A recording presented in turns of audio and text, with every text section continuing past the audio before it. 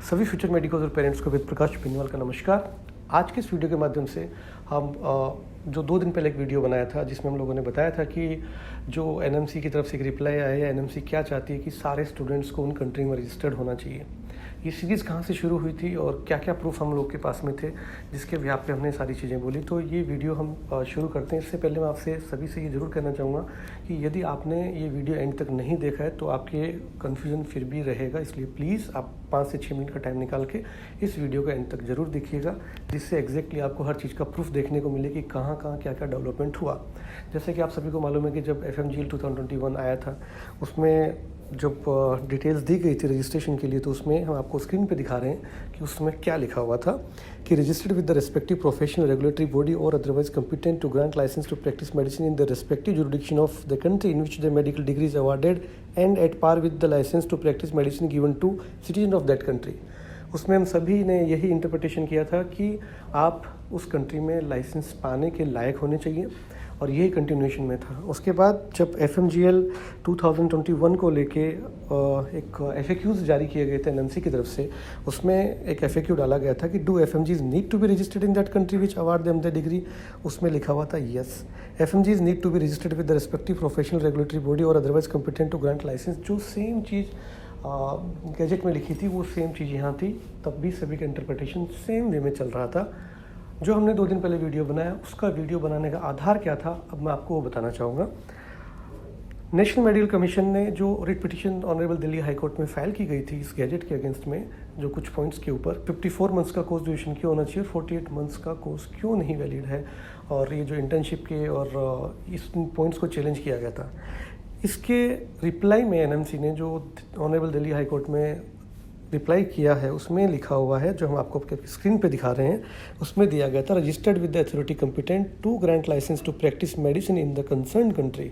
यहाँ इन्होंने इसको फिर से रजिस्टर्ड और बहुत सिंपल लैंग्वेज में लिखा कि स्टूडेंट वहाँ रजिस्टर्ड होना चाहिए।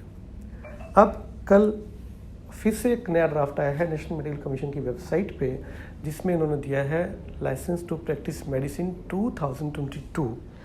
इसमें इन्होंने क्या लिखा है वो भी हम आपको आपकी स्क्रीन पे दिखाते हैं।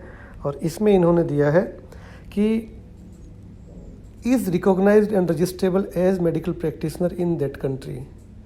यहाँ पे फिर से उसका मतलब चेंज हो गया जो इन्होंने कोर्ट में बोला था। कोर्ट में इन्होंने बोला था कि स्टूडेंट रजिस्टर्ड होना चाहिए अपनी ग्रेजुएशन के बाद प्रैक्टिस करने के लिए। यहाँ इन्होंने रजिस्ट्रेबल वर्ड यूज़ किया है कि वो योग्य होना चाहिए। तो एग्जैक्टली ये कन्फ्यूज़न इतना क्रिएट हो रहा है और हर स्टूडेंट, जैसे कि हमारे 2 दिन पहले की वीडियोस के बाद बहुत सारे स्टूडेंट्स के कमेंट्स थे कि हमने फ़ीस पे कर दिया, हमारा क्या होगा क्या होगा। तो ये जब सब चल रहा है तो मैं आप सभी से गुजारिश करना चाहूँगा कि आप एक बार के लिए प्लीज़ थोड़ा पेशेंस रखें और चीज़ों को देखना है हमें और कि और कोर्ट में इनकी तरफ से क्या रिप्लाई आता है, कैसे आता है, क्योंकि ये स्टैंड बार बार चेंज होता जा रहा है।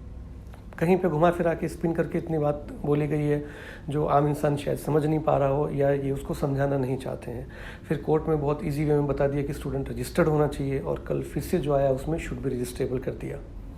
तो एग्जैक्टली ये पॉइंट्स हमने आपको सारे पॉइंट्स बताए हैं कि कहाँ कहाँ किस किस चीज़ को लेके किया गया था। जैसे कि 2 दिन पहले की वीडियोस में हमने बताया कि 2022 में एडमिशन लेने से पहले आप प्लीज़ जब तक सारी चीज़ें क्लियर ना हो एडमिशन नहीं लीजिए, फ़ीस मत पे कीजिए। और बाकी कंसल्टेंट आपको कहेंगे ऐसा कुछ नहीं है, हम भी एडमिशन करते हैं जैसा कि हमने 2 दिन पुराने वाले वीडियोज़ में बोला था। लेकिन एडमिशन होने से पहले आपको एक क्लैरिटी होनी चाहिए कि 6 साल बाद या 7 साल बाद आप कहाँ स्टैंड करते हैं। कहीं ऐसा ना हो कि हमारा टाइम और पैसा दोनों चला जाए।